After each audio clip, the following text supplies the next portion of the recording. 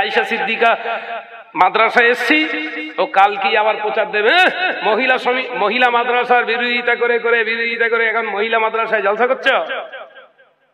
কথা বলছেন না কেন? এর জবাব দে, তারপর যাবো আমি। আমার নাম শাহনাজ। আমরা কোন জায়গায় কোন অ্যাঙ্গেলে বলিনি যে মহিলা মাদ্রাসা করা যাবে না, বলেছি?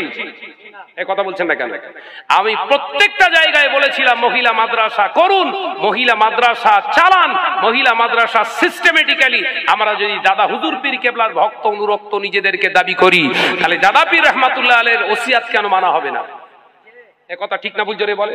দাদা পীর রহমাতুল্লাহ আলাইহি বলেছিল মহিলাদের শিক্ষা দেবে তোমরা পর্দার আড়াল থেকে। যদি বেগানা পুরুষরা শিক্ষা দেয় তাহলে পর্দার আড়াল থেকে ডাইরেক্টলি ওপেনলি বসে তোমরা শিক্ষা দেবে না। এটাই দাদা হুজুরের ওসিয়াতে আছে, পড়ে দেখেন, গর্দান ফেলে দেবো।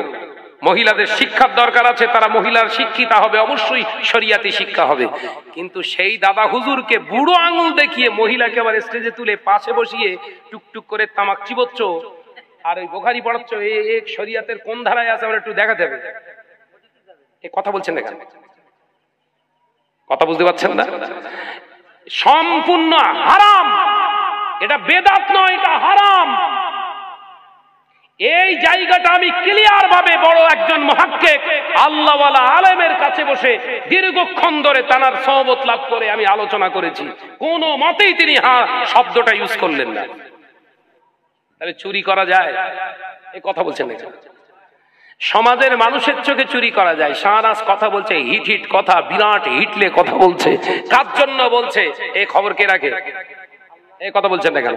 দাওয়াত পাওয়ার ধান্দায় না পীর সাজবার ধান্দায়, সমাজে কিছু ভক্ত তৈরি করার ধান্দায় এই খবর কে রাখে?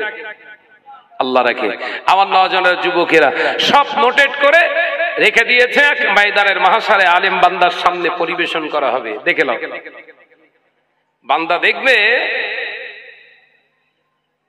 23টা মাদ্রাসা চালিয়ে 85টা বলেছিল, সব উঠতেজ বলে। এবার 23টা মাদ্রাসা চালিয়ে 85টা প্রচার করেছিল, সব লেখা আছে না? নাই? কথা বলছেন না কেন?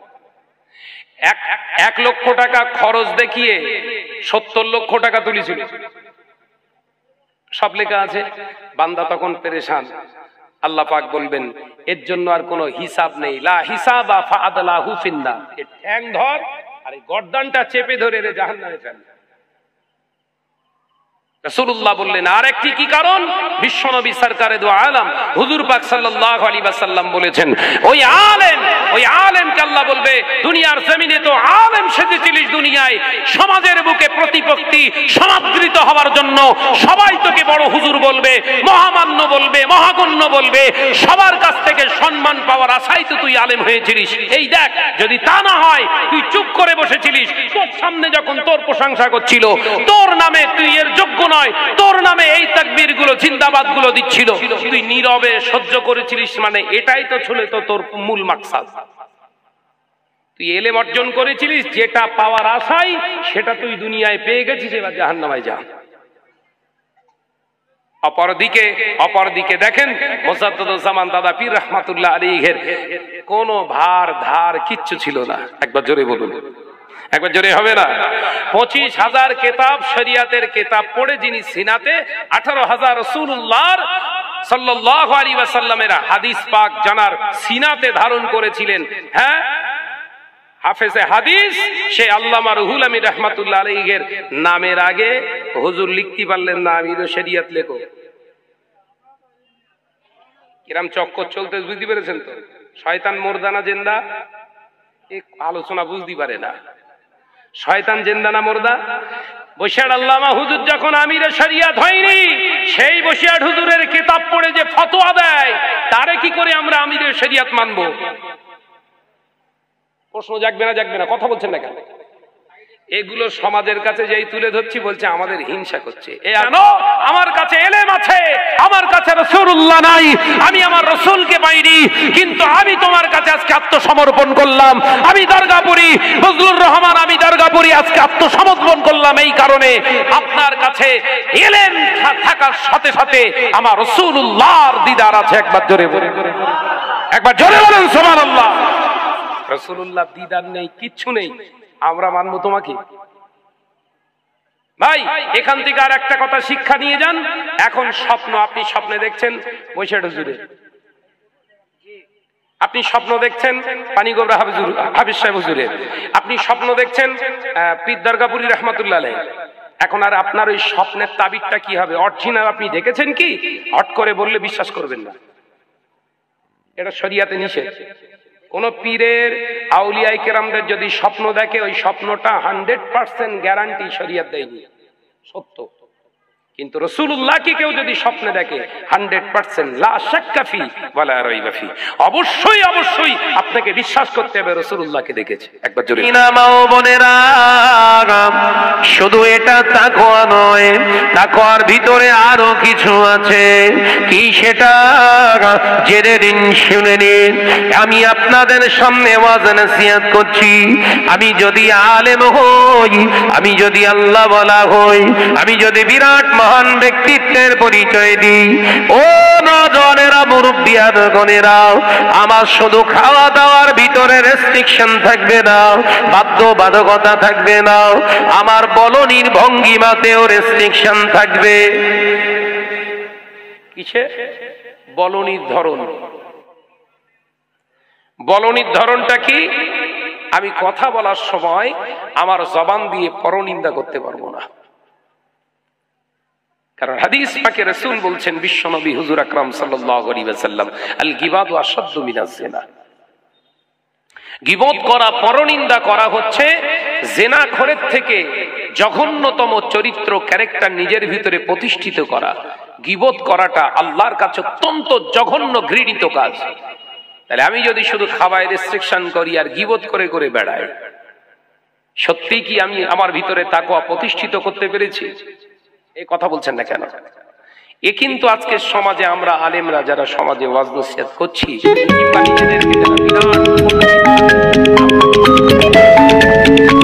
থেকে বাঁচাতে পারছি না। এই কারণগুলো, এই খারাপিয়াতগুলো আমাদের জীবনে, এগুলো আমাদের জীবন থেকে এড়াতে পারছি না। ভাইরা, আমার নজনেরা, যুবকেরা, ছেলেরা, বাচ্চারা, পর্দানশীনা মা ও বোনেরা, ও আয়েশা সিদ্দিকার ভালোবাসার মানুষেরা, প্রতিষ্ঠানের প্রেমিকেরা, আমি আপনাদের বোঝাতে চেয়েছি যেটা, তাহলে আপনার আমার জীবনে শুধু খাওয়া তাকওয়া নয়, ও নজনেরা, কথা বলার ভিতরেও তাকওয়া অবলম্বন করতে হবে। ও নজনেরা, মুরব্বিয়ানগণেরা, একটি উদাহরণ দিয়ে আমি বললে বুঝতে পেরে যাবে। মুজাদ্দিদুজ্জামানকে এক সময় বাংলাদেশের কিছু আলেম, বাংলাদেশের কিছু তাবলীগের আলেম, দেহবন্দির আলেমেরা ফতোয়া দিয়েছিল, বাংলার আবু বকর পথভ্রষ্ট হয়ে গেছে, বাংলার আবু বকর বেদাতি, বাংলার আবু বকর কুফরি করছে, মানুষগুলোকে দিন থেকে বিচ্ছিন্ন করছে। ফতোয়া দিয়েছিলেন তিনি বেদাতি, তানারা ফতোয়া দিয়েছিলেন। ও নজরেরা, মুরব্বিয়ানগণেরা, আল্লামা ইহিদ, আল্লামা রুহুল আমিন সাহেব রাহমাতুল্লাহ আলাইহি বসিরহাট থেকে হুজুরের কাছে, সেই খবরের কাছে, আপনার খবরের কাগজে প্রকাশিত হওয়া সেই আপনার এমনি করে কাগজটা দিয়ে মুজাদ্দিদুজ্জামানের দরবারে হাজির হয়ে গেলেন। আল্লাহর ওলির দরবারে গিয়ে সালাম বিনিময় হলো। হুজুর আমার ওই সময় বললেন, ও আমার বাবা রুহুল আমিন, তোমার চোখে কেন পানি? মুজাদ্দিদুজ্জামানের কথাতে বলেছিলেন, হুজুর আপনি আমার পীর, আপনি আমার মুর্শিদ, হুজুর আপনি আমার পীর, আপনি আমার মুর্শিদ। আর বাংলাদেশের কিছু আলেমে দিনেরা, তারা আপনার বিরুদ্ধে ফতোয়া দিয়েছে, আপনি নাকি আপনার নীতি আদর্শ নাকি বেদাতি, আপনি যাকে পথভ্রষ্ট আলেম হয়ে গিয়েছে। হুজুর আপনি একবার আমায় অনুমতি দিন, আমি রুহুল আমিন ওই আলেমদেরকে কোরআন হাদিসের আদাল্লা দিয়ে কাফের ফতোয়া দিয়ে দেব। একবার জোরে বলবেন না? অধিকার আছে না নাই? আপনি অনুমতি দেন, আপনি একবার আমাকে অনুমতি দেন, আমি এসছি এই কারণে আপনার কাছে, হুজুর একবার অনুমতি দেন। মুজাদ্দিদুজ্জামান মুচকি হাসলেন, বাবা বড় মাওলানা রুহুল আমিন, বড্ড কষ্ট হয়েছে তোমার, খুব কষ্ট পেয়েছে তোমার পীরকে বেদাতি বলেছে বলে। খুব মনে কষ্ট লেগেছে, তোমার পীরকে বেদাতি পথভ্রষ্ট বলেছে বলে খুব কষ্ট পেয়েছো। হুজুর ঝরঝর করে কাঁদছে, মোসাদ্দুজ্জামান মোচকে হাসছে। একবার জোরে বলবেন না? একবার জোরে হবে না? ও নবী, ও আমার বড় মৌলানা, যাও বাবা যাও, আমি তোমায় পারমিশন দিচ্ছি, তুমি কাফের তাদের ফতোয়া দিও না, তুমি তাদেরকে বেঈমান ফতোয়া দিও না, বরঞ্চ তুমি তাদের জবাব দিয়ে দাও এইভাবে, কোরআন হাদিস থেকে আদাল্লা দিয়ে, শরিয়াতের কিতাব থেকে আদাল্লা দিয়ে, দলিল দিয়ে তুমি তাদের জবাব দিয়ে দাও, প্রমাণ দিয়ে দাও তোমার পীর তোমার মুর্শিদ পথভ্রষ্ট নয়, বেদাতি নয়, বরঞ্চ তোমার পীর শরিয়াতের মাপকাঠির উপরে জীবন যাপন করে, এটাই তুমি জবাব দিয়ে দাও তাদেরকে, তাদের ভুল ভেঙে যাও। আল্লামা রুহুল আমিন সাহেব রাহমাতুল্লাহ আলাইহি হুজুর আমার বাড়িতে এসে একটানা কলম চালিয়ে দুই হাতে হুজুর তাদের জবাব দিয়েছিলেন। এ নজরেরা, মুরব্বিয়ানগণেরা, আল্লামা হুজুরের জবাব তারা পাওয়ার পরে একদল আলেম বসিয়ার আল্লামা হুজুরের কাছে এসেছিলেন ক্ষমা চাইতে। মুসাদ্দুজ্জামানের অন্যতম খলিফা আল্লামা হুজুর বলেছিলেন, অন্যায়টা আমার কাছে করনি, আমার মুর্শিদের কাছে করেছো, তাই ক্ষমা যদি চাইতে হয় আমার পীরের দরবারে যাওয়া লাগবে, পীরের কাছে হাতে হাত দিয়ে ক্ষমা চাইতে হবে। এ নজনেরা, যুবকেরা, ছেলেরা, বাচ্চারা, পর্দানশীনা মা ও বোনেরা, মুসাদ্দুজ্জামানের কাছে ওই সমস্ত আলেমদেরকে নিয়ে সঙ্গে আল্লামা হুজুর এসেছিলেন। আল্লামা হুজুরের হাতে হাত দিয়ে সেই দিনে ওই বাংলাদেশের 19 জন আলেম তওবা করে নতুন করে মুসাদ্দুজ্জামানের মুরিদি হয়ে গিয়েছিলেন। একবার জোরে হবে না? আমি যে জায়গাটা আপনাদের বোঝাতে চাইছি বুঝেলেন। আজকে সমাজে আমরা আলেমেরা বক্তব্য দিই এবং সমাজে আমাদের বক্তব্য আজকে জনসাধারণের কাছে সেটা এফেক্টেড, সেটা ভাইরাল। সমাজে আমরা একটা কথা বলি, মানুষ মাত্রের এই ভুল হয়, কথা বলতে গিয়ে কিংবা কালাম কোনো শরিয়াতের ভাষা কোরআন হাদিস থেকে আলোচনা করতে গিয়ে যদি কোনো জায়গায় ত্রুটি হয়ে যায়, আর আমি যদি সত্যি আলেম হই, আমার তো উচিত সেটাকে উইথড্র করা। এই কথা বলছেন না কেন? সেটাকে উইথড্র করা, এটাই তো প্রকৃত আলেমের কাজ। কিন্তু না, মুসাদ্দুজ্জামান দুনিয়া ছেড়ে চলে গেছেন। মুসাদ্দুদের 5 আওলাদগণ দুনিয়া থেকে চলে গেছেন। 5 আওলাদগণের সন্তানদেরকে দীর্ঘদিন ধরে গালাগালি করলাম, দীর্ঘদিন ধরে তাদের সমালোচনা করলাম, অথচ তাদের কাছে গিয়ে ক্ষমা চাইলাম না। এখন যদি আমি শাহনাজ বলি আমি হলাম প্রকৃত মুসাদ্দুজ্জামানের ভক্ত, এটা কি চিটিংবাজি নয়? এই কথা বলছেন না কেন? কথা বলছেন না কেন? এটা কি সমাজের চোখে আইওয়াশ করা নয়? সাধারণ আপামর জনসাধারণ ভাবছে শাহনাজ ভাই বিরাট সিলসিলার আলেম, বিরাট হিতাকাঙ্ক্ষী, শরিয়াত বিরাট বোঝে, এ বিরাট মুসাদ্দুজ্জামানের পাগল। কিন্তু মুসাদ্দুজ্জামানের আলাউলাদদের যে গালিগুলো আমি দিয়ে রেখেছি সেগুলোটা আমি উইথড্র করিনি। ভক্ত হতে পেরেছি। হয়তো কিছু আকাট্টা মূর্খ জাহেলদের কাছে আমি শাহনাজ হয়তো প্রকৃত গ্রহণযোগ্যর পাত্র হতে পারি, প্রকৃত জ্ঞানী আলেমে দিন আল্লাহ ওয়ালাদের কাছে কিন্তু সেগুলো গ্রহণযোগ্য পাইনি। এই কথা ঠিক না ভুল জোরে বলেন? আজকের সমাজে ঠিক এইরকম করে মুজাদ্দিদুজ্জামান নীতি আদর্শ, মুজাদ্দিদুজ্জামানের যে প্রকৃত পক্ষে নীতি আদর্শ, যে স্ট্যাটাস আমাদের কাছে দিয়ে গেছে, 5 হুজুর কেবলার নির্দেশনাবলী স্ট্যাটাস যা আমাদের কাছে দিয়ে গেছে, সেগুলোকে আজকে আমরা ভেরিফাই করছি, দেখছি সব গন্ডগোল। যখনই শাহনাজ মুখ খুলছে বলছে হিংসা করে আমাদের বিরুদ্ধে বলছে। আমি তো আপনার শত্রুতা বলিনি তো, আপনি শত্রু বলিনি তো, আমি শুধু বলেছি যে ভুলটা করেছিলেন সেটাকে উইথড্র করেছেন?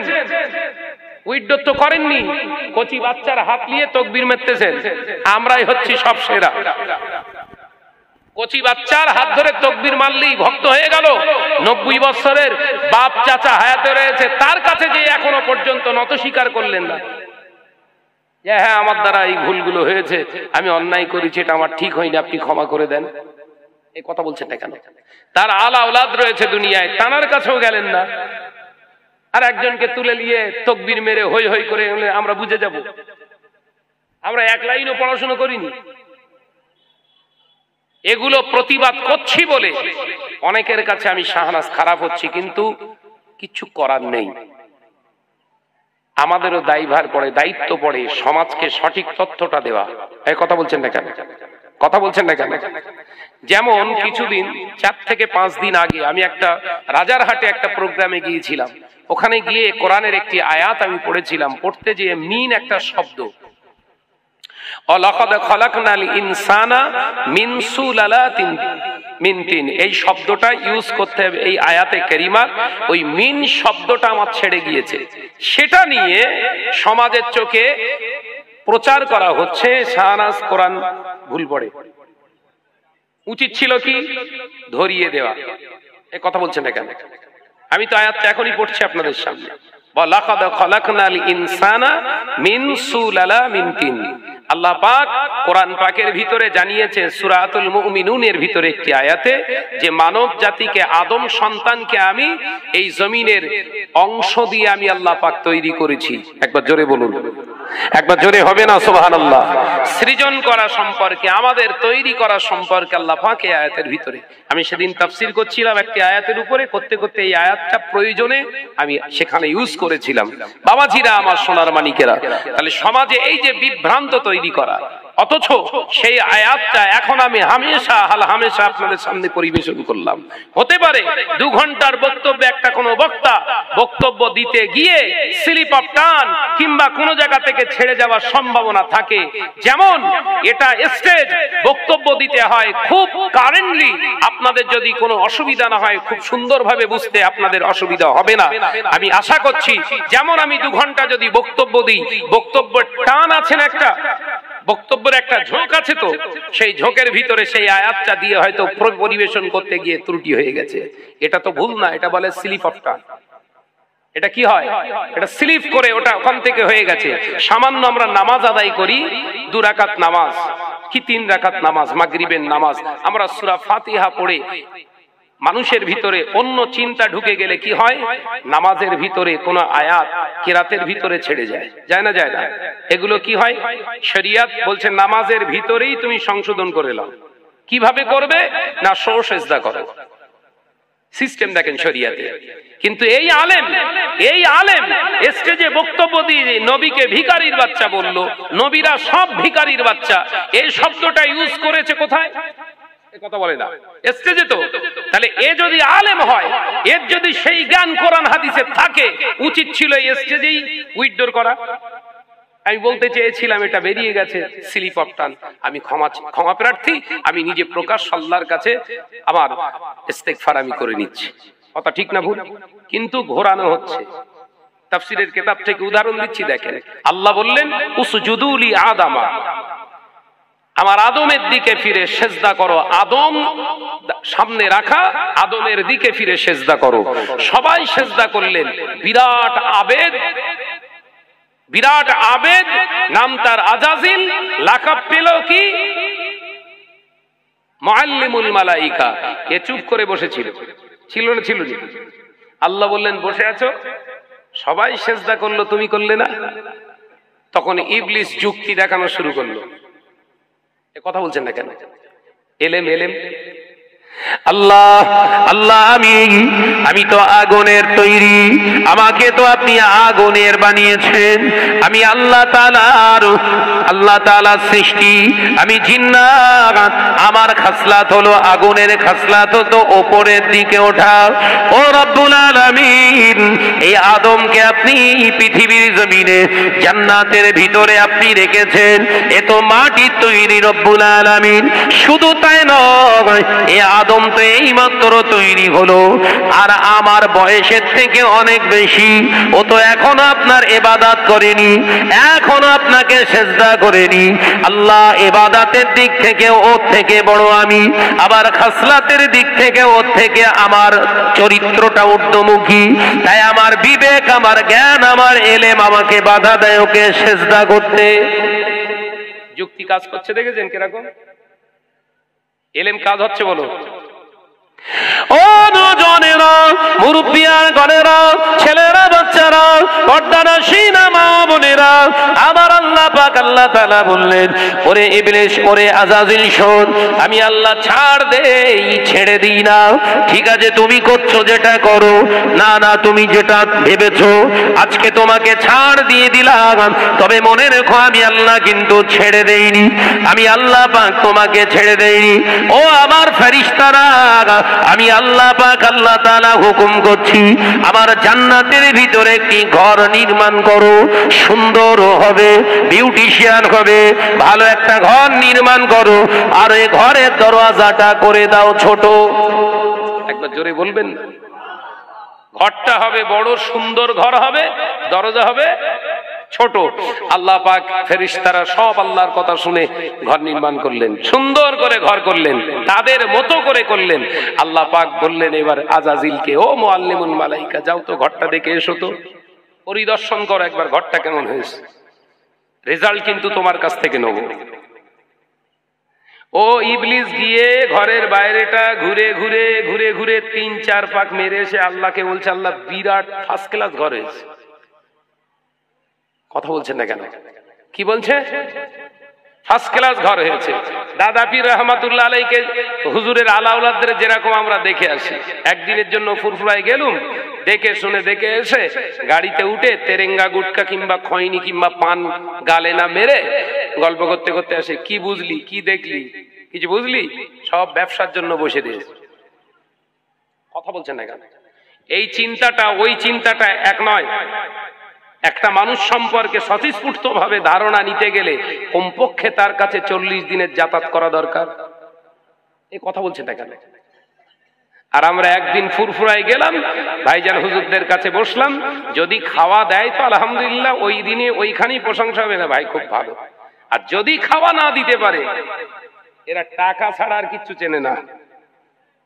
কথা বলছেন না কেন? যে ওখান থেকে ফিরে আসতে আসতে হদ্দ গাওয়া গালু, যে কজন গাড়িতে ছিল তারা মোটামুটি ফেভারে চলে এলো, একদিনের মুরিদ। আল্লাহ বললেন, গোটা ঘরটা দেখেছো? তিনি দেখে ঘুরে ঘুরে বললেন, কি আজাজিল? আল্লাহ খুব সুন্দর ঘর হয়েছে। কি? আল্লাহ জিজ্ঞাসা করছে, কি করে বুঝলে? ঘর যে ভালো হয়েছে কি করে বুঝলে? আল্লাহ খুব ভালো করে দেখিস তো, 2-3 পাক মেরে দিয়েছি, পুরো ফার্স্ট ক্লাস ঘর হয়েছে। আল্লাহ বললেন, বাহ্যিকটা দেখে ভিতরের বিচার করো না। একবার জোরে বলে, একবার জোরে হবে না? ইলমে তাসাউফের একটি লাইন বললাম, এটা যারা তাসাউফ শিক্ষার উপরে জ্ঞান রাখে তারা এই ওয়াজ বুঝতে পারবে। আল্লাহ বললেন, বাহ্যিকটা দেখে ভিতরের ভালো মন্দের বিচার করতে যেও না। অর্থাৎ শুধু বাহ্যিকটা দেখলে হবে না। শাহনাজ সাহেব বিশাল আলেম, শাহনাজ ভাই বিরাট কর্মযজ্ঞ চালাচ্ছে, বিরাট প্রতিষ্ঠান চালাচ্ছে, এই বাহ্যিকটা দেখো না। হতেও তো পারে 10 টাকা তুলে 1 টাকা দেয়, এটা ভেতরের রহস্য। তো কথা বলে না কেন? হতেও তো পারে যে 1000 টাকা তুলে 100 টাকা দিয়ে 900 টাকা ঝাড়ে, কথা বলে না। এটা তো ভিতরের রহস্য। এটা জানতে গেলে তাদের সঙ্গে আমার আপনার ওঠা বসার দরকার আছে না নাই?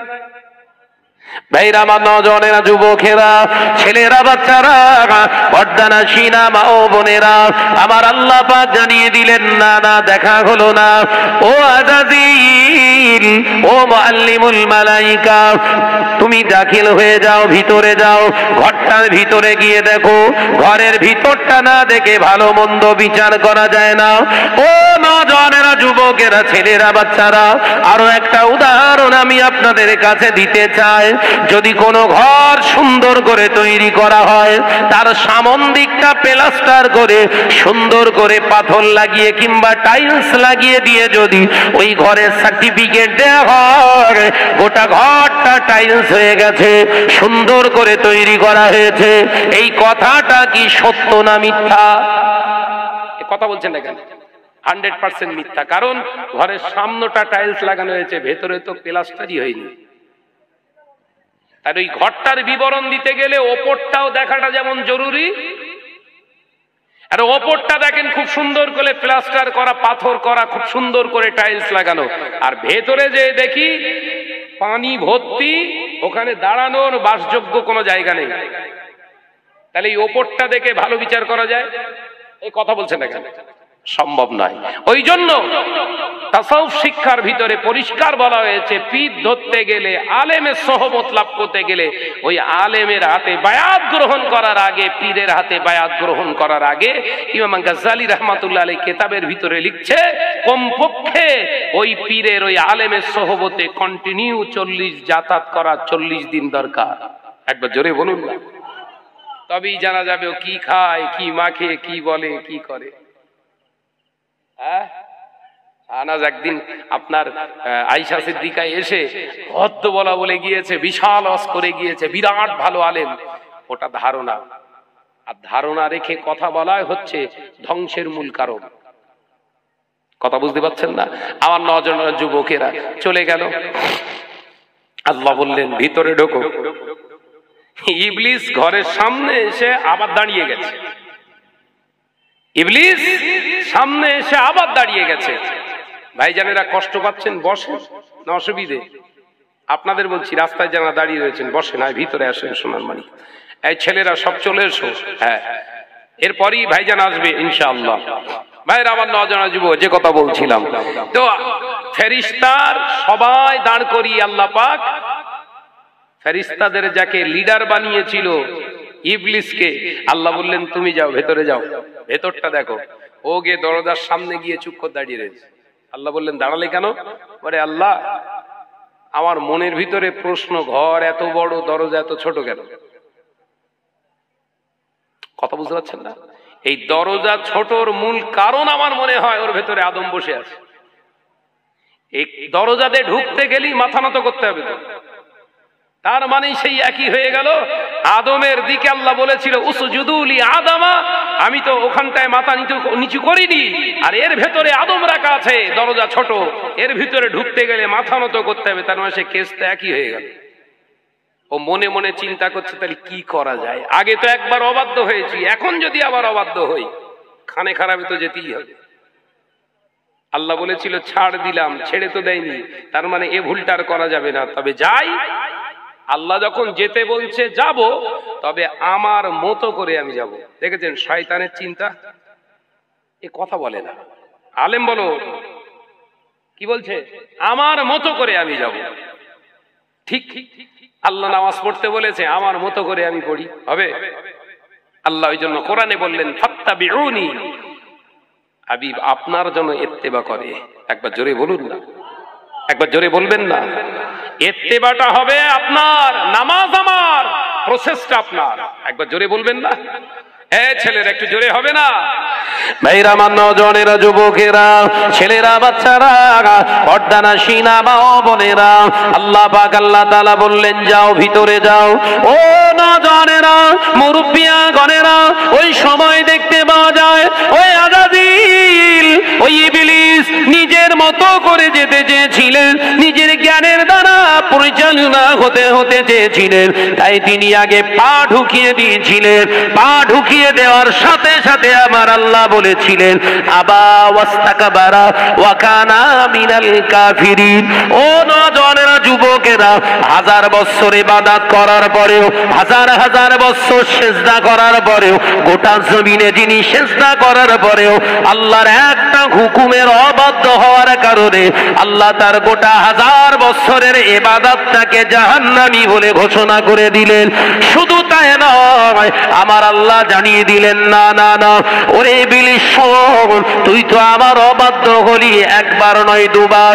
আমি আল্লাহ পাক তোকে সুযোগ দিয়েছিলাম, এই সুযোগটা কাজ না করার কারণে আমি আল্লাহ তোকে ঘোষণা করছি তুই চির জাহান্নামী।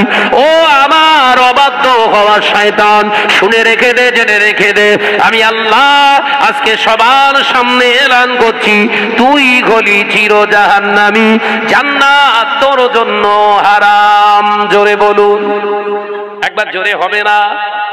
তাহলে এলেম বাঁচাতে পেরেছে? কিছু মৌলী সাহেব বলছে আলেম না হলি, আলেম মানে পীর হওয়া যাবে না, মানে এরা বলছে না, বলে সমাজকে আই ওয়াশ করছে, আপনাদের ব্রেন ওয়াশ করছে। এলেম থাকলেই পীর হওয়া যাবে না। সব আলেম পীর হয় না, সব আলেম আল্লাহর ওলি হয় না, আবার সব ওলি কিন্তু আলেম হয়। একবার জোরে বলুন, একবার জোরে হবে না? মাথার ভিতরে ঢুকিয়ে নেন, কার অনুসরণ করবেন? এলেম থাকলে যদি ওলি হওয়া যেত, মুজাদ্দিদুজ্জামানের কাছে দৌড়ে হযরতে শাহ সুফি পীর আল্লামা নিসারউদ্দিন রাহমাতুল্লাহ আলাইহি বাংলাদেশ থেকে এসে মুজাদ্দিদুজ্জামানের হাতে হাত দিতেন না। এলেম ছিল না, ছিলনি? এই কথা বলে না, ছিল তো। বৈশাখ আল্লামা হুজুরের এলেম ছিল না, ছিলনি? 25,000 কিতাবের দক্ষতা জানার ভিতরে আল্লাহ পাক প্রতিষ্ঠিত করেছিলেন। 18,000 হাদিসের হাফেজ তিনি কেন মুজাদ্দিদুজ্জামানের হাতে কেন বায়াত হয়েছিলেন? তুমি চালাকি পেয়েছো, মানুষকে বিভ্রান্তি করছো। শুধু কোরআন সিনার ভিতরে থাকলে ওলি হওয়া যাবে না। ওলির একটা তরিকা আছে, আউলিয়ায়ে কেরামদের একটা সিস্টেম শরিয়ত শিখিয়েছে। পীর হতে গেলে, ওলি আবদাল হতে গেলে আপনার থেকে মর্তবা দরজাওয়ালা বেশি মানুষের কাছে আপনার প্রত্যেক দিন কি সপ্তাহে কি মাসে দিনের পর দিন ওজিফা নিয়ে সেটা তালিমের মাধ্যমে তার কাজ করতে হবে। একবার জোরে বলুন, একবার জোরে হবে না? তার মশক করতে হবে, তরিকার উপরে সবক নিয়ে একটু একটু করে আমল করতে হবে, একটু একটু করে এগিয়ে যেতে হবে। পীরের নির্দেশ ছাড়া এগুলো হয় না, কোনো কিচ্ছু না। শুধু বলছে হ্যাঁ অমুক হুজুরির উপরে বায়াত হয়েছি, তবে সেখানে গিয়ে খোঁজ নিচ্ছি হয়েছিল, ওই কই আমরা জানি না। কথা বলছে না কেন? অমুক হুজুর আমার এই দিয়েছে, হ্যাঁ হুজুর এটা দিয়েছিল না, ও তো চুরি করা। অন্য একজন চুরি করে ওখানে পাঠিয়েছে, এখন প্রচার হচ্ছে ও হুজুর দিয়েছিল। এগুলো সমাজকে আইওয়াশ করা হয় কেন? কিছু অর্থ কামাবো। কিন্তু ওই মৌলী সাহেব জানে না, ওই আলেমটা জানে না, ওই বক্তাটা জানে না এই দুনিয়াটা ওর জন্য চিরস্থায়ী নয়। কথা বলছেন না কেন? ওই দুনিয়াটা, এই দুনিয়াটা ওর জন্য চিরস্থায়ী নয়। ভাইরা আমার নওজোয়ান, ইবলিস খুব কাঁদছে যখন জাহান্নামী, চির জাহান্নামী ঘোষণা করেছে। কান্না আসবে না? আসবে না? তাহলে এত বছর ইবাদত করলাম, সব জলঞ্জলিতে গেল। আল্লাহ বললেন কেঁদে লাভ হবে না, তুমি কাঁদো, তোমার ইচ্ছা যায় তুমি কাঁদো, কিন্তু তোমার কান্না আমার কাছে কোনো দাম নেই।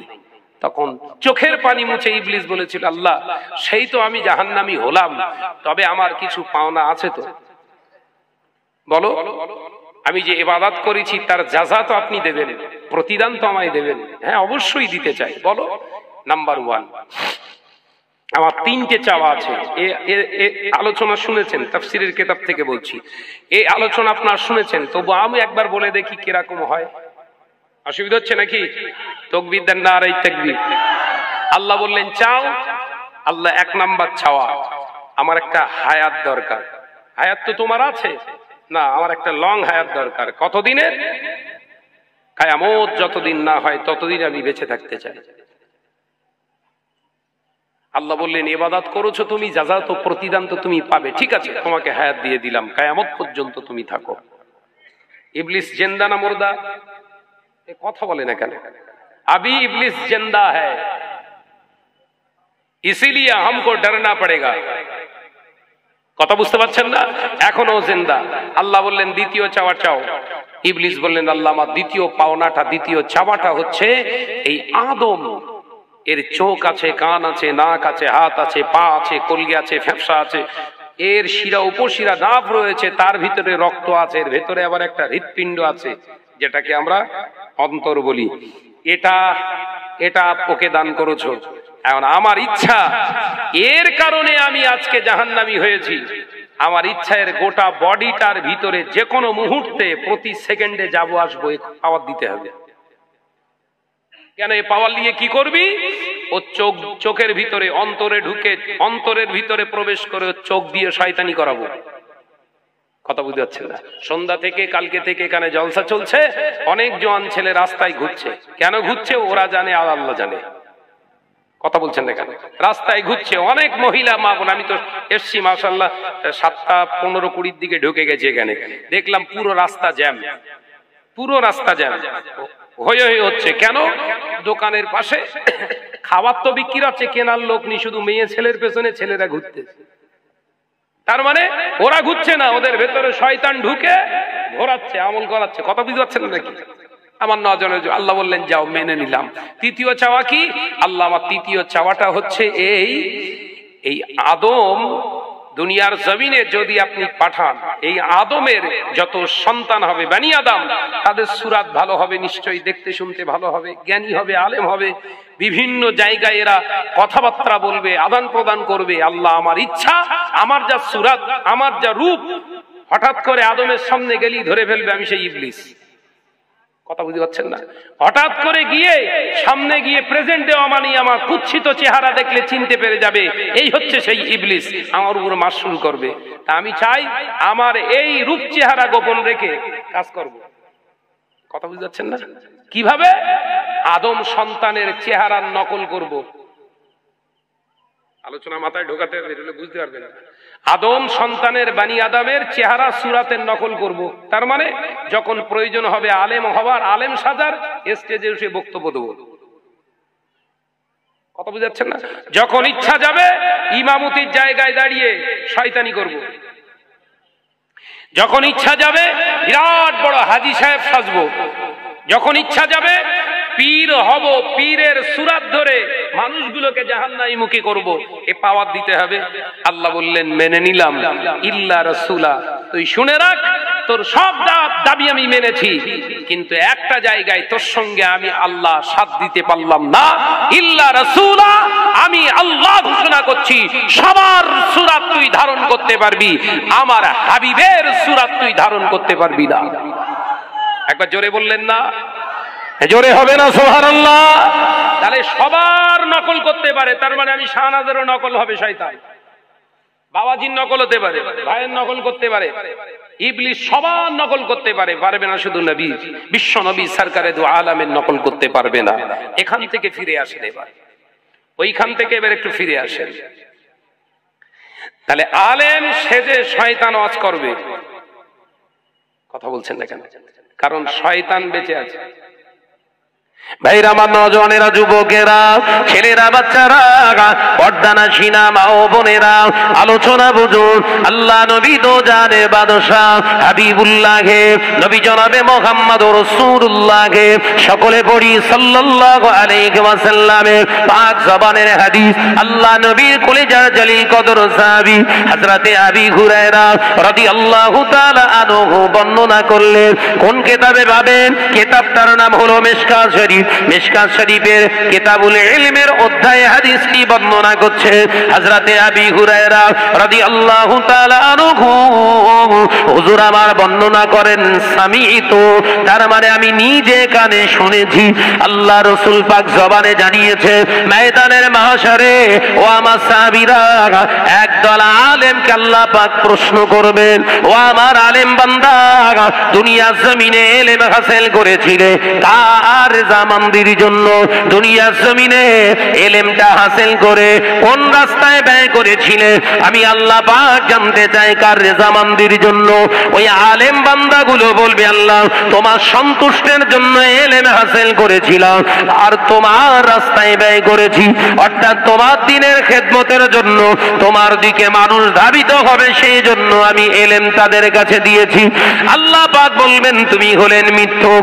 আমার আল্লাহ পাক আল্লাহ তাআলা এই সময় বলবেন তুমি মিথ্যুক। ফেরেশতারা বলবেন বারহাক, আল্লাহ আপনি সত্য বলেছেন, এই আলেমটাই হলো মিথ্যুক। তার কারণ হলো হলো আমার কাছে, আমাদের কাছে ওর সমস্ত ডকুমেন্টস গুলো জমা আছে। কিরামান কাতিবিনা ইয়ালামুনা মা তাফআলুন। ও নওজওয়ানেরা, যুবকেরা, আমার আল্লাহ পাক আল্লাহ তাআলা এই সময় বলবেন, ও কিরামান কাতিবিনের লেখক ফেরেশতারা, এর সমস্ত জমাকৃত গুলো, নোটগুলো এর সামনে তুলে ধরো।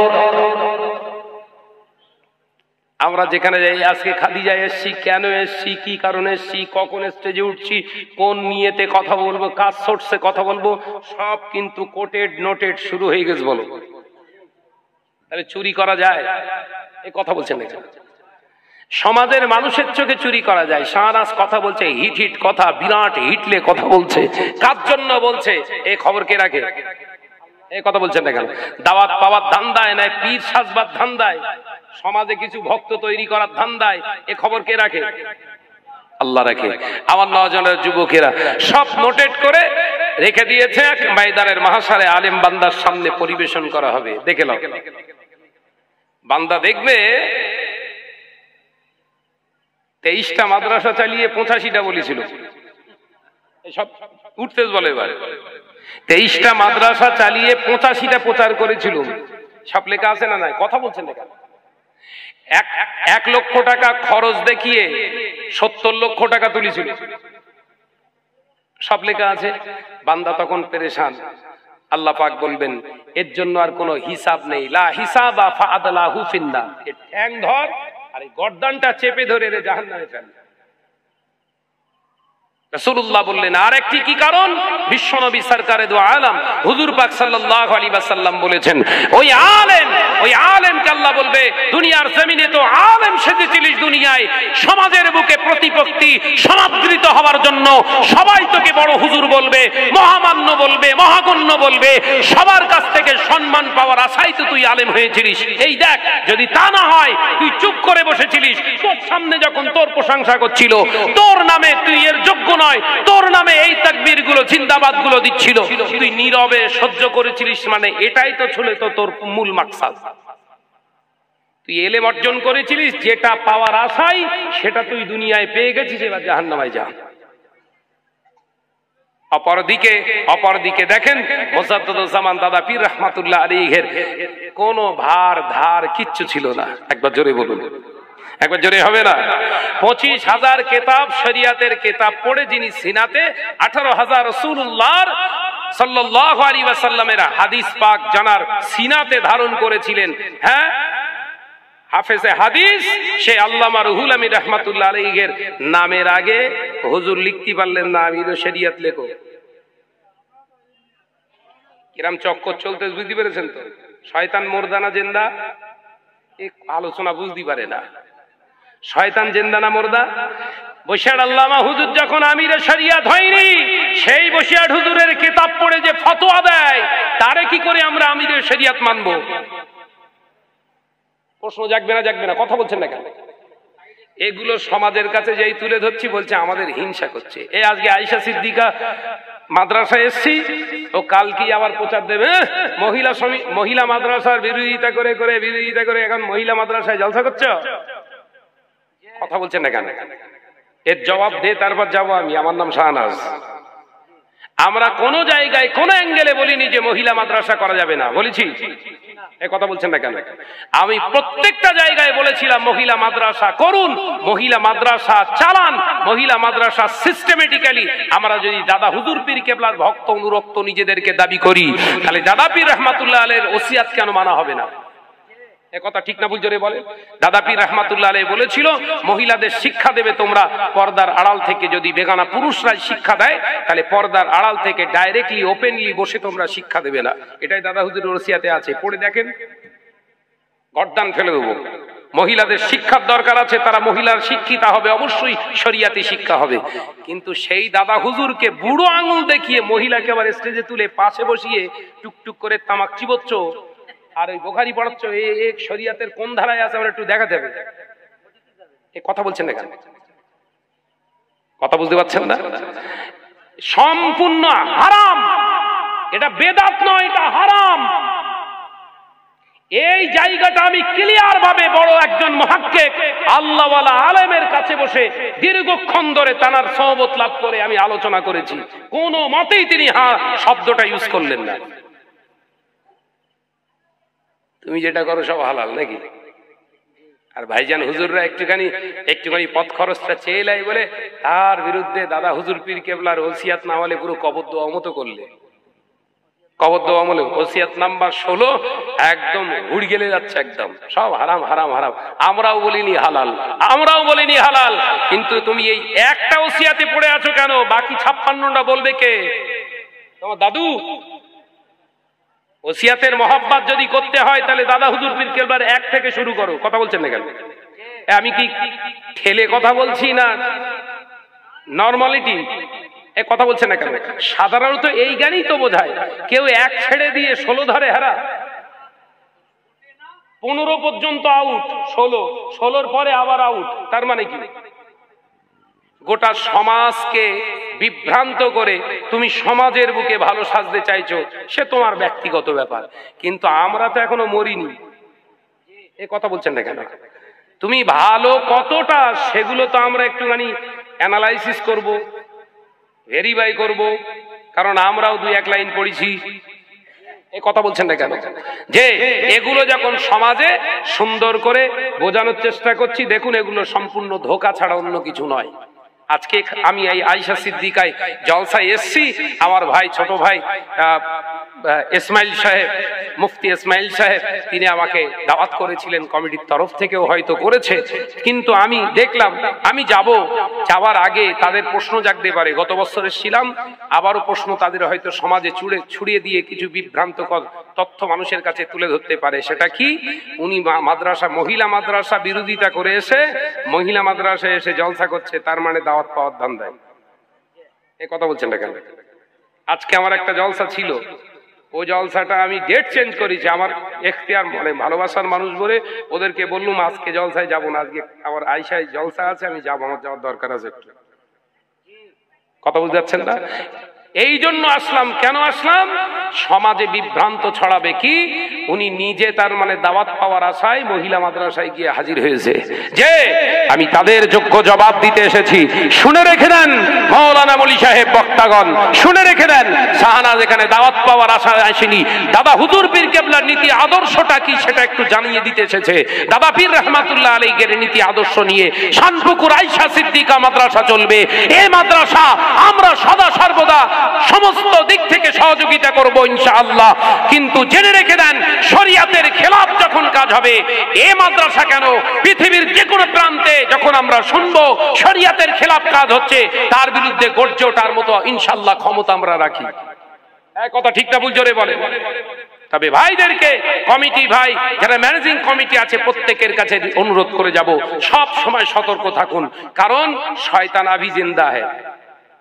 কারণ শয়তান আভি জিন্দা হ্যায়। শয়তান কিন্তু বিভিন্ন রকমের প্রলোভন দেখিয়ে সাধারণ মানুষের ঈমানগুলো লুটে খাচ্ছে। আমাদের আজকের সমাজে, মুসলিম সমাজে বিভ্রান্ত তৈরি করছে। পৃথিবী সরাসরি ইবলিস কিন্তু এসে বিভ্রান্ত ছড়াচ্ছে না, হয় মাওলানা রূপে, নইলে মুফতি রূপে, নইলে হাফেজ রূপে, নইলে আপনার বলেন না ইমাম রূপে, নইলে সমাজে শরিয়াতের আমিরে কুতু এইসব সেজে সমাজে বিভ্রান্ত তৈরি হচ্ছে আমার নজনেরা, যুবকেরা। আমি সেই জন্য আমি আপনাদেরকে বলছি, আল্লাহ পাক বললেন 100 বছরের নয় 100,000 বছর ইবাদত করার পরেও তোর ঠিকানা হলো জাহান্নাম, কারণ তোর ভিতরে নমনীয়তা নেই। সেগুলো আজকে পরিষ্কার কিন্তু হয়ে গেছে। আলেম ইবলিস আলেমের রূপ নিয়ে মানুষকে ধোঁকা দিচ্ছে। সমাজের বুকে দেখছি আমরা, আমাদের সমবয়স্ক ভাইজান হুজুর আসবেন, হয়তো আমার 2-4 বছরের হয়তো জুনিয়র, যিনি ওয়াজ করে চলে গেছেন তিনিও আমার জুনিয়র। আমি ফুরফুরা শরীফের ছোটবেলা থেকে মানুষ, আল্লাহ শুকর, গর্ব অহংকার তাকাব্বারি নয়। ভাইরা আমার বয়সের অনেক ছোট, কিন্তু আমরা দেখে এসেছি এই ভাইজান হুজুরগুলোর মন কত সাদা, মন কত পরিষ্কার, তাদের সেন্সিবিলিটি কিরকম, চিন্তাধারা কিরকম, এটা আমি জানি, কাছ থেকে চিনি, কাছ থেকে জানি। জি, এই মানুষগুলোর ভিতর থেকে এখন কেউ এইরকম 30 বছর 27 বছরের একটা পীরজাদা ভাইয়ের হাত ধরে যদি কোনো আপনার মলি সাহেব রূপে ইবলিস কেউ যদি হাত তুলে স্টেজে বলে আমরা হলাম সিলসিলার বড় খাদেম, মানবেন? এই কথা বলছেন না কেন? মানবেন? মানবেন না কেন? পীরজাদা তো মানবেন না কেন? মানবেন না এই কারণে, কারণ ওই 30 বছরের পীরজাদা ভাইজান হুজুরের চাচা যান 90 বছরের মানুষ, যোগ্য হাক্কানি আলেমে দিন আল্লাহওয়ালা হায়াতে আছে। একবার জোরে বলুন, একবার জোরে বলুন। মানবেন না কেন? এনার কথাটা মাথায় রেখে হক না হক যাচাই করার কোষ্টি পাথর ফুরফুরায় আছে। ফুরফুরা শরীফে যাব, চাচাজান হুজুর কেবলার কাছে গিয়ে জিজ্ঞাসা করব, এই মানুষগুলোকে ভাইজান হুজুর বলছে এরকম জিন্দাবাদ দিচ্ছে, চাচাজান আমরা কি করব? সলিউশন পাওয়া যাবে না? যাবে না? এই কথা বলছেন না কেন? আর হামেশা তিনি বলছেন আমাদের সিলসিলার ক্ষতি করছে, আর হামেশা বলছে, আমি নিজে পীর আল্লামা শাহ সুফি অন ক্যামেরায় বলছি, আমি যখন ফুরফুরা আপনার মসজিদে মাদানিয়া, যেটা দরবার শরীফের মাটির মসজিদ, ওই মসজিদের যখন আমি মজ্জিনি করছি, মজ্জিন রয়েছি ছাত্র স্টুডেন্ট লাইফে, তখন পীর আল্লামা সাইফুদ্দিন সিদ্দিকী রাহমাতুল্লাহ আলাইহি নিজে কানে আপনার মুখে বলেছে, আমি নিজে কানে শুনেছি হুজুরের পাশে বসে, যে আমার দাদা পীর রাহমাতুল্লাহ আলাইহির সিলসিলার যদি ক্ষতি কেউ করে থাকে, তাই এই রকম কিছু আছে, এরাই ক্ষতি করবে, দাদা পীর রাহমাতুল্লাহ আলাইহির সিলসিলাকে ভেঙে টুকরো করবে এরাই। আজকে হাকিকাতে সেটা আমরা পাচ্ছি। এই কথা ঠিক না ভুল জোরে বলেন? পাচ্ছি না পাইনি? আর হামেশাই পাচ্ছি। দাদা পীর রাহমাতুল্লাহ আলাইহিকে ছোট করা, দাদা পীর রাহমাতুল্লাহ আলাইহিকে শেষ করে দেওয়া, বশির আল্লামা হুজুরকে শেষ করে দেওয়া, ছোট করার পরিকল্পনা কোন গায়ের কম অমুসলিম কিন্তু নেয়নি। এ দায়িত্ব গ্রহণ করেছে আলেম রূপে আসলে ইবলিস। তাই আমাদের সচেতন থাকতে হবে, সতর্ক থাকতে হবে। প্রতিষ্ঠান আমরা চালাবো, প্রতিষ্ঠানে আমরা সাহায্য করব। আমি তো ইসমাইল ভাইকে সব সময় বলছি, সব সময় এ কথা বলেছি, দেখো মাদ্রাসা চালাও, কোনো অসুবিধে নেই, কিন্তু সব সময় ইবলিসের বিরোধিতা করে আমাদের বাঁচতে হবে। কিন্তু কারণ ইবলিস যদি মাদ্রাসার ভিতরে ঢুকে যায়, তাহলে কিন্তু গোটা মাদ্রাসাটা শেষ করে ফেলবে। শিক্ষা প্রতিষ্ঠানটা শুধু শেষ হবে না, জাতি শেষ হবে। জাতি শুধু শেষ হবে না, আমাদের আখিরাতটাও শেষ হবে। ইবলিসকে বাঁচিয়ে নয়, ইবলিসকে সব সময় পরিত্যাগ করে আমাদের জিন্দেগি তৈরি করতে হবে। এ কথা আল্লাহ কোরআনে বলেছে, বিশ্বনবী হুজুর আকরাম সাল্লাল্লাহু আলাইহি ওয়াসাল্লাম হাদিস পাকের ভিতরে বলেছে। সেদিকে খেয়াল করে আমাদের চলা উচিত। আমার সোনার মানিকেরা, আমি যে কথা আলোচনা করছিলাম, তাহলে ইবলিস তিনটে জিনিস চাইলো। নাম্বার 1 লং একটা হায়াত, নাম্বার 2 অঙ্গ প্রত্যঙ্গ শিরা উপশিরায় প্রতি সেকেন্ডে যাবার ক্ষমতা, প্রতি সেকেন্ডে দাগা দিতে পারবে। নাম্বার 3 কি বললাম? রূপ ধারণ করা। যে কোনো মুহূর্তে ইবলিস যাত্রার রূপ ধরে কিন্তু আপনাকে শেষ করবে।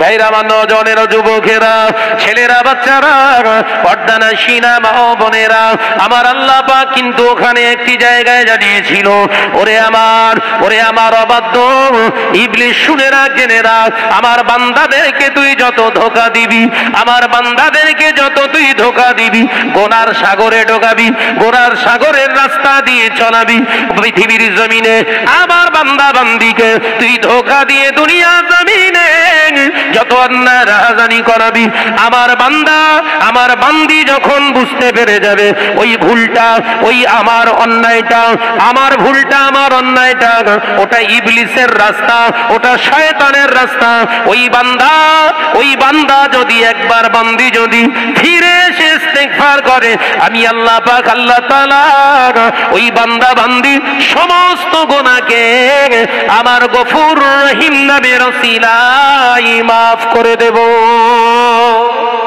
একবার জোরে হবে না?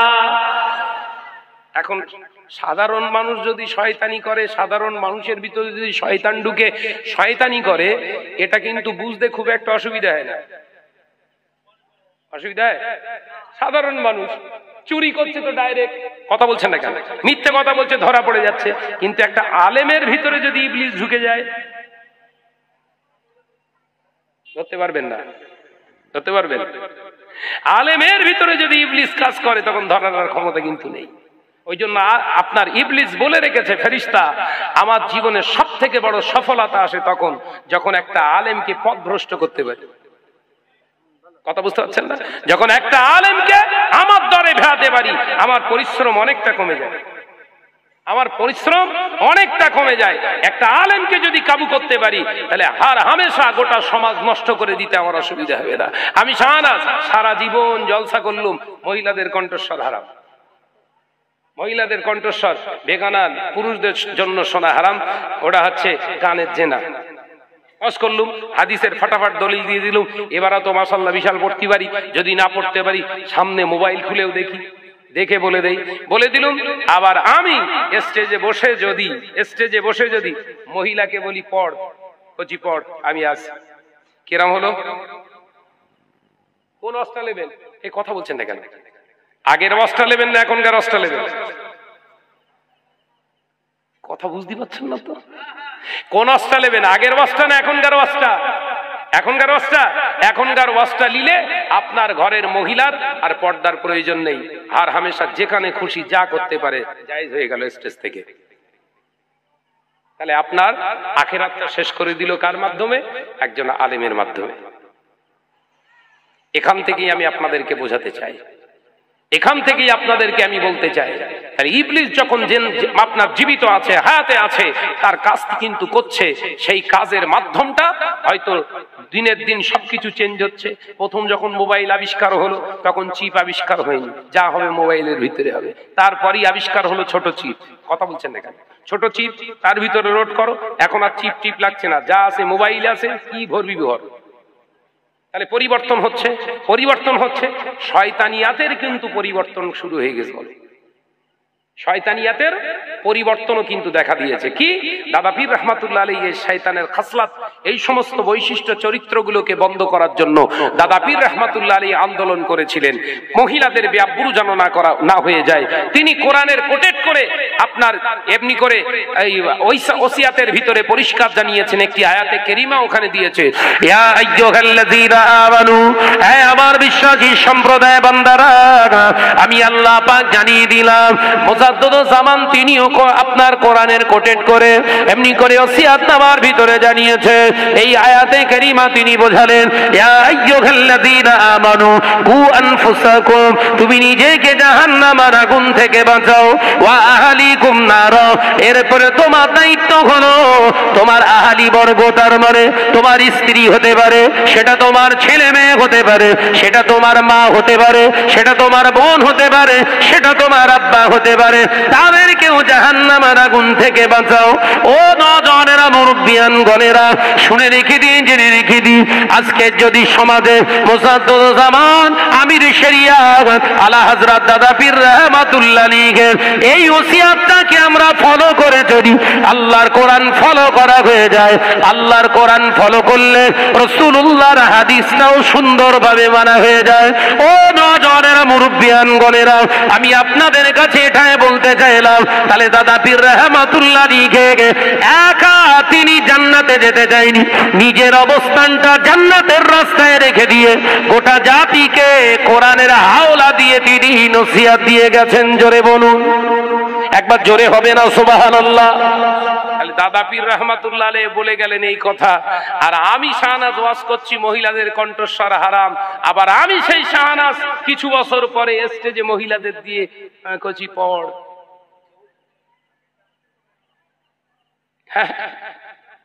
মনসুখ হয়ে গেছে না, মানে আয়াতে কারিমা নাযিল হওয়া শুরু হয়ে গেছে, আমিরে শরিয়ত হয়ে গেছে। তো কিছুদিন পর আবার ঘোষণা হবে, দাঁড়া, খেলা তো এখনো বাকি আছে। ফস করে না, হ্যাঁ ফস করে না, ফস করে না বলে ফেলে লা নবিয়া বাদি, এটা ঠিক না।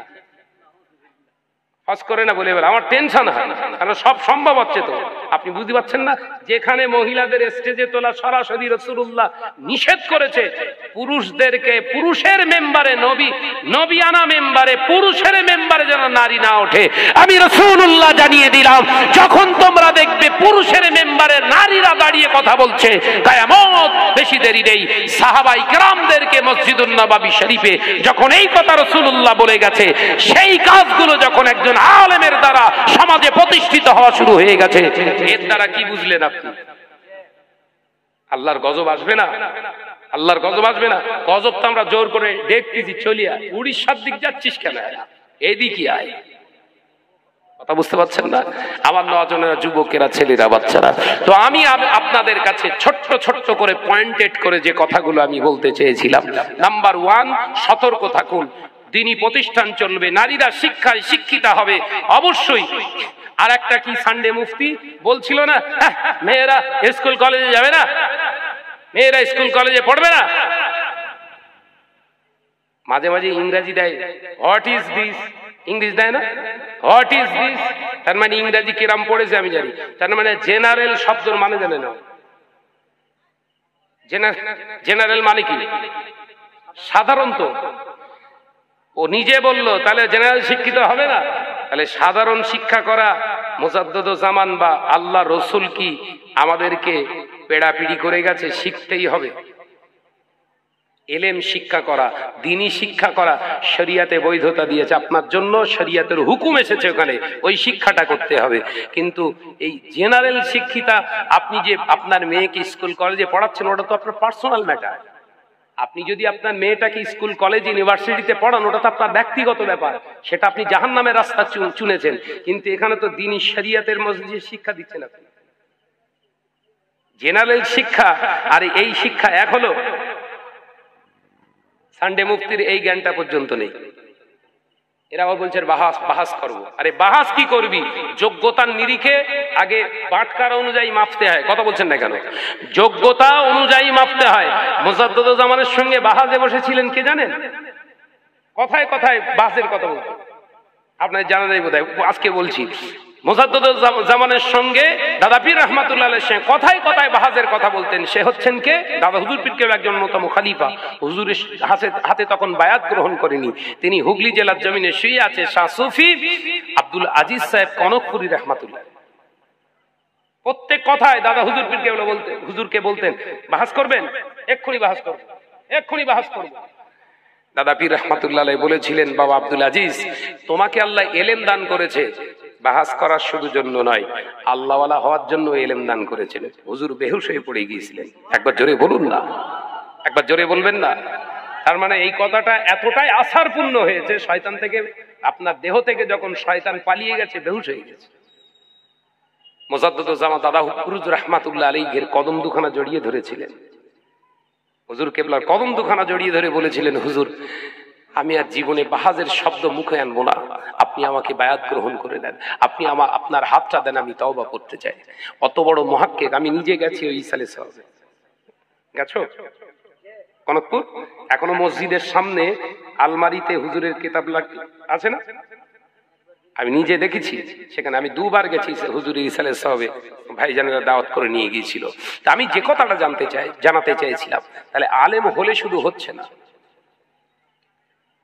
যে মানুষটা পীর বলে দাবি করছে, বায়াত গ্রহণ করাচ্ছে, ওর কাছ থেকে জিজ্ঞাসা করুন, এই বায়াত গ্রহণ করার এর যে শরিয়াতের সিস্টেম, এর ইজাজাত, এর সনদ কার থেকে পেয়েছো তুমি? এর রাইট, এর আপনার এই বায়াত গ্রহণ করাবে তুমি, এর সার্টিফিকেটটা কার কাছ থেকে নিয়েছো? সে যদি বলে আমি বড় মাওলানা, আমি বড় হুজুর, আমি বিরাট আমিরে, এই আমি সেই, তাহলে জানবেন ওটাও নিজের ব্যক্তিগত। আর শরিয়াতের প্রসেস, নিজে থেকে ব্যক্তিগতভাবে কোন আলেম দুনিয়ার জমিনে কোন পীরের সহবত লাভ ছাড়া আল্লাহওয়ালা হয়েছে এরকম কোন দলিল আজও পর্যন্ত আমার চোখে পড়িনি। কথা বুঝতে পারছেন না? আমরা জানি পানিগোবরা হাফেজ সাহেব হুজুর কেবলা একজন হাফেজ সাহেব মানুষ ছিলেন, আল্লাহর ওলি হয়ে গেছিলেন। কেন? কার সহবত লাভ করেছিলেন? শাহ সুফি হুজুর পীর কেবলা রহমাতুল্লাহ আলাইহি। হুজুরের কাছ থেকে ইজাজত পাওয়ার পরে হুজুর কেবলা সেইভাবে সবক নিয়ে আল্লাহর ওলি হয়ে গেছিলেন। একবার জোরে বলুন, একবার জোরে হবে না সুবহানাল্লাহ? পীর আল্লামা শাহ সুফি দরগাপুরি রহমাতুল্লাহ মুহাক্কিক আলেম ছিলেন। বৈশাখ হুজুরের সঙ্গে খুব পাঙ্গা নিতেন। আমি যতটা পড়েছি, বৈশাখ আল্লামা হুজুরের সঙ্গে পাঙ্গা কষাকষি হতো। উনিও যেরকম একজন স্টার পাওয়া ছাত্র, ইনিও এরকম স্টার পাওয়া ছাত্র, ওই রকম কাটে কাট মিলিয়ে হুজুরের সঙ্গে এ করতেন। কিন্তু বশির আল্লামা হুজুরের কাছে শেষ পর্যন্ত মাথা নত করে নিয়েছিলেন, বলেছিলেন, হ্যাঁ বড় মাওলানা আল্লামা ইহিন আল্লামা রুহুল আমিন ভাই, আপনার কাছে আমি দরগাপুরি মাথা নত করে নিলাম। কেন? আমার কাছে এলেম আছে, আমার কাছে রাসূলুল্লাহ নাই, আমি আমার রাসূলকে পাইনি, কিন্তু আমি তোমার কাছে আজকে আত্মসমর্পণ করলাম। আমি দরগাপুরি ফজলুর রহমান, আমি দরগাপুরি আজকে আত্মসমর্পণ করলাম এই কারণে আপনার কাছে এলেম থাকার সাথে সাথে আমার রাসূলুল্লাহর দিদার আছে। একবার জোরে বলেন, একবার জোরে বলেন সুবহানাল্লাহ। রাসূলুল্লাহ দিদার নেই, কিচ্ছু নেই, আমরা মানবো তোমাকে? ভাই এখান থেকে আর একটা কথা শিক্ষা নিয়ে যান। এখন স্বপ্ন, আপনি স্বপ্নে দেখছেন বৈশাখ হুজুরে, আপনি স্বপ্ন দেখছেন পানিগোবরা হাফিজ সাহেব হুজুরের, আপনি স্বপ্ন দেখছেন পীর দরগাপুরি রহমাতুল্লাহ আলাইহি। এখন আর আপনার ওই স্বপ্নের তাবিরটা কি হবে? অরিজিনাল আপনি দেখেছেন কি? হট করে বললে বিশ্বাস করবেন না, এটা শরিয়াতে নিষেধ। কোন পীরের আউলিয়ায়ে কেরামদের যদি স্বপ্ন দেখে, ওই স্বপ্নটা 100% গ্যারান্টি শরিয়ত দেয়নি, সত্য। কিন্তু রাসূলুল্লাহকে কেউ যদি স্বপ্নে দেখে 100% লা শাক্কা ফি ওয়ালা রাইবা ফি, অবশ্যই অবশ্যই আপনাকে বিশ্বাস করতে হবে রাসূলুল্লাহকে দেখেছে। একবার জোরে বলুন, একবার জোরে হবে না সুবহানাল্লাহ। এখান থেকে আপনাদের শিক্ষা নিতে হবে। কেউ যদি এরকম ভাউতা মেরে চিটিংবাজি করে যে হ্যাঁ আমি অমুক হুজুরের স্বপ্ন দেখেছি, ওরা আমারে বলেছে, আরে আপনাকে প্রশ্ন করতে হবে ওই ব্যক্তিকে, আপনি যখন স্বপ্ন দেখেছিলেন ঘুমের আগে কোন প্রসেসে শুয়েছিলেন? স্বপ্নের তাবিরের সিস্টেম বলে দিয়ে যায়। কথা বুঝতে পারছেন না? এখন আপনি কোন অবস্থাতে ছিলেন? যে বিছানায় শুয়েছিলেন সেটা পাক না পাক, যে পোশাকটা পরেছিলেন সেটা পাক না পাক, এবং ওই স্বপ্নটা যে আপনি সত্য বলেছেন এই সারা দিনের ভিতরে কতটা আপনি সত্যের উপরে ছিলেন। কথা বুঝতে পারছেন না? তারপরে স্বপ্নের তাবিরের ব্যাখ্যা। কোনো কিচ্ছু না, হট করে তামাক গালে দিয়ে শুয়ে পড়লুম আর হুজুরের স্বপ্ন দেখছি, এ আমার ডাউট হয়। কথা বুঝতে পারছেন না? এ আমার বিরাট ডাউট হয়, আল্লাহর কসম, আল্লাহর কসম। কারণ নেশাখোরদের সঙ্গে যারা নেশা করে, যারা ভাইরা টেনশনে পড়ে যাবেন যে আমাদের উপরেও ঝেড়তেছ ভাই, না সত্যি কথা, হাকিকাতে শরিয়াতের কথা বলছি। যারা নেশাদ্রব্য নিজের ভিতরে ঢুকিয়ে রাসূলুল্লাহর পাওয়ার আশা করে, নিছকে চিন্তা অনেক দূর অনেক দূর, ওই জায়গায় আনতে গেলে আপনি যে জিনিসটা খাচ্ছেন, বস্তুটা খাচ্ছেন, শরিয়তের মাসলা ফতোয়া আসবে ওখানে যে আপনি ওটা নেশার কারণে খাচ্ছেন না এমনি খান। যদি বলেন নেশার কারণে, আপনার জন্য নিষেধ। কথা বুঝতে পারছেন না? খেপে বলি না আমি, আজকে বলে বলো ভাইরা টেনশনে পড়ে গেছে, ভাই আবার ফতোয়া দিয়ে গেছে বোধহয়, যে খাচ্ছেন, হ্যাঁ ও খাচ্ছেন, আপনি খান, আপনার প্রয়োজনে আপনি খান, কিন্তু নেশা অনুযায়ী আপনি খেতে পারবেন না। কুল্লু শব্দটা হাদিস পাকে এসেছে, কুল্লু খামরুন, সমস্ত সমস্ত নেশার কথা রাসূলুল্লাহ ইউজ করেছে। এখানে কিয়াসি মসলা করে ওলামায়ে দ্বীনরা বলেছে কাঁচা পাতা, যেহেতু তামাকটা কাঁচা পাতা, বিড়ি খাওয়া যাবে না, ধোয়া হচ্ছে, পুড়িয়ে খাওয়া হচ্ছে, ওটা খাওয়া যাবে না। এটা ওলামায়ে দ্বীনদের ইখতিয়ারি মসলা আপনার ভিতর থেকে বার করেছে বিভিন্ন রকমের আইটেম দিয়ে, আমি সে কথা বলতে চাইছি না, জায়েজ করেছে, মুবাহ করেছে। কিন্তু যে জায়গাটায় আমি বোঝাতে চাইছি, যারা খাচ্ছে এই ব্যক্তিটাকে যদি বলা হয় তামাকটা যদি খাবার জিনিস হয় ভাইজান, 500 গ্রাম আমি কিনে দিচ্ছি, রান্না করে খা।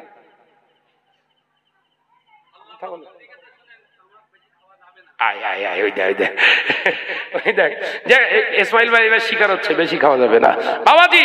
অর্থাৎ যে খাওয়াটা খেলে, আমি একজনকে অত্যন্ত তামাক খানেওয়ালা ব্যক্তিকে আমি জিজ্ঞাসা করলাম, ভাই খেলে কি উপকার?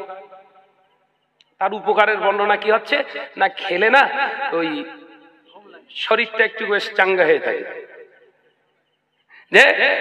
মামা সাহেব অবাক হয়ে তাকাচ্ছে, সর্বনাশ করে তাকে স্টেজে তুলে তো ভুল করেছি, যে বুদর পিণ্ডে বুদর ঘাড়ি দিয়ে মারা শুরু করে দিয়েছে। যে বাবাজি আপনাকে খেতে হবে। এখানে একটা উদাহরণ দেয়া যেতে পারে, মুসাদ্দুজ্জামানের অন্যতম প্রাণপ্রিয় খলিফা এবং নিজের সন্তান হুজুর পীর কেবলা রাহমাতুল্লাহ আলাইহি, হুজুর খেতেন এমনি তামাক না, খুশবুদার জর্দা খেতেন। কি খেতেন? খুশবুদার জর্দা। যে জর্দাটা খেলে মুখ থেকে কি বেরোয়? খুশবু বার হয়, সেন্ট বেরোয়। হুজুর ওই জর্দা খেতেন। মুজাদ্দুজ্জামান বসে আছে একদিন, হঠাৎ করে, ওনার জীবনীতে আছে, আমি ওখান থেকে একটু কোটেট করে বোঝাচ্ছি। হুজুর যাচ্ছেন একদিন, আসরের নামাজ পড়ে হুজুর বসে আছেন, মুজাদ্দুজ্জামান ডাকলেন, বাবা ফুতুন শোনো। না, হুজুর পীর কেবলার ডাক নাম কি ছিল? ফুতুন। হুজুর কেবলা ডাকতেন শখ করে, এসো। জি আব্বাজি বলেন। কি খাচ্ছ? হুজুর কথা বলতে গিয়ে বেরিয়ে গেছ তো। মোজাদ্দেদুজ্জামান জিজ্ঞাসা করে কি খাচ্ছ? আব্বাজান পান খাচ্ছি। আরে পান খাচ্ছ তো সেটা তো দেখতে পাচ্ছি, পানের সঙ্গে আরো কি কিছু খাচ্ছ? জি আব্বাজি আমি দোক্তাবাই আপনার ওই বলেন না জর্দা খাচ্ছি। ও খাবে না, যাও। দাদা পীর রহমাতুল্লাহ কি বলছে? খাবে না। মোজাদ্দেদুজ্জামানের আলাওলাদ তো আমাদের মতো না। বাপ যদি বলে খাবি না, তা বাপের সামনে আরো থাওয়া মেরে মেরে খনি জ্বলতে। কথা বলছেন না কেন? দাদা পীর রহমাতুল্লাহ আলাইহির আলাওলাদ এতটাই আদর্শবান ছিলেন, মোজাদ্দেদুজ্জামানের কথা মাথায় রেখে বললেন আব্বাজান আমি আর খাবো না, চলে গেলেন। হুজুর কেবলা চলে গেলেন। ওই রাতেতে বিশ্বনবী সরকারে দু আলম স্বপ্নে দেখাচ্ছেন দাদা হুজুরকে। একবার জোরে বলুন না, একবার জোরে হবে না সুবহানাল্লাহ। হুজুর স্বপ্নে বললেন বাবা আবু বকর, আমার নাজমুস শাহাদাতকে তুমি খেতে নিষেধ করলে কেন? জীবনীতে আছে বলো হুজুরে, তুমি নিষেধ করলে কেন আমার নাজমুস শাহাদাতকে? মাশাআল্লাহ, খড়িবাড়ি থেকে একজন ভাই আমার সোনার মানিক 500 টাকা দিয়েছে, আল্লাহ কবুল করেন, বলুন আমিন। আর জোরে বলি আল্লাহুম্মা আমিন। বাবা ও আমার আবু বকর, আমার নাজমুস শাহাদাতকে তুমি কেন ওই আপনার এমনি করে জর্দা খেতে নিষেধ করলে? তুমি কি জানো ও আমার আবু বকর, আমার নাজমুস শাহাদাত নেশা করার জন্য খায় না, মুখটাকে সুগন্ধ রাখার জন্য আমার আবু বকর ওটা খায়, ওটা নেশা করার জন্য খায় না। তুমি আমার নাজমুস শাহাদাতকে খেতে নিষেধ করো না। ও নওজওয়ানেরা, যুবকেরা, পরের দিনে দেখতে পাওয়া যায় মোজাদ্দেদুজ্জামান আমির শরিয়াত আলা হযরত দাদা পীর রহমাতুল্লাহ আলাইহি না হুজুর পীর কেবলাকে ডেকে বলেছিলেন, ও বাবা নাজমুস শাহাদাত, আমি তোমাকে নিষেধ করেছিলাম, তুমি এমনি করে জর্দা খাবে না, তুমি যে খাও, আমি তোমায় বলছি এই নাও হাত পাতো। নিজে একটা পানের খিলি দাদা হুজুর পীর কেবলা নিজে হাতে হুজুর পীর কেবলা রহমাতুল্লাহ আলাইহির হাতে তুলে দিয়েছিলেন। জোরে বলুন, একবার জোরে হবে না? হুজুর কেবলা বলেছিলেন আব্বাজান আমি খাবো না, বলেছি না বাবা তুমি তো সেই উদ্দেশ্যে খাও না, আমি ভেবেছিলাম তুমি নেশার জন্য খাও, সেই জন্য আমি তোমাকে নিষেধ করেছিলাম, কিন্তু আমি সংবাদ পেলাম, আমি তথ্য পেলাম তুমি নেশার জন্য খাও না, তাই আমি তোমার আব্বা তোমার জন্য খাওয়ার হুকুম করছি, ও নির্দেশ দিয়ে দিচ্ছি তুমি খেতে পারো। ও নওজওয়ানেরা, যুবকেরা, ছেলেরা, বাচ্চারা, আল্লাহর ওলি তিনি ছিলেন, তার লক্ষ্য ছিল মুখটাকে সুগন্ধ করে রাখার জন্য, কারণ খুশবু রাসূলুল্লাহ ব্যবহার করতেন, সেদিকে নিসবত করে তিনি ব্যবহার করতেন। ও নওজওয়ানেরা, মুরব্বিয়ানগণেরা, তানার ওষুধ দিয়ে যদি আমরা সমাজের বুকে এমন করে আজকে বিভ্রান্ত ছড়ায়, আপামর জনসাধারণ, এই জনসাধারণ ঘরের সন্তানেরা এরাও কিন্তু ওই খপ্পরে পড়ে গিয়ে আপনার মতো হাল হাকিকত ছেড়ে দিয়ে তথা শরিয়াতের খেলাফ জায়গায় ওদের স্থানটাও হতে পারে। তাই যে জায়গাটা আমাদের বোঝার দরকার, যে জায়গাটা আমাদের নেয়ার দরকার, যেটা আমার জন্য উপকার 1%ও থাকে না, 1%ও উপকার রাখে না, সেই জায়গা থেকে বেরিয়ে আসাটা একটা সৎ মানুষেরই চিন্তা ছাড়া অন্য কারণ নয়। কথা বুঝতে পারছেন? এবার ভাইরা সব খাচ্ছে, ও খাবেন কিনা আপনার ব্যাপার, আপনি খাচ্ছেন খান, তবে নিয়তটা একটু চেঞ্জ করে খান।